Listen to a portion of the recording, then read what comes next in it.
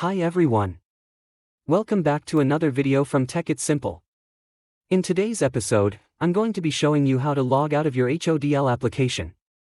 So, without wasting much of our time, let's get started. Launch/open Hodl application and make sure that you're inside the main homepage. From the homepage, tap on the human icon at the bottom right-hand corner. You will now end up on this page from where you'll need to select the account option. The account email and other information that you've used in order to log in will be displayed. To log out of your account, tap on Logout. Soon after you tap the Logout button, you'll be redirected to the main dashboard, but you will now be logged out of your Hodl account. So, that's how easy it is to sign out or log out of Hodl. But remember that you will need your credentials or the sign-up option that you've recently chosen. Make sure to remember your credentials correctly so that you can get back to your account again. If you found the video to be helpful, go ahead and give us a thumbs up. Don't forget to subscribe to the channel by hitting the subscribe button.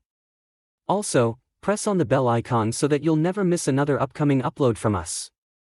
I will see you again in the next video. Goodbye till then.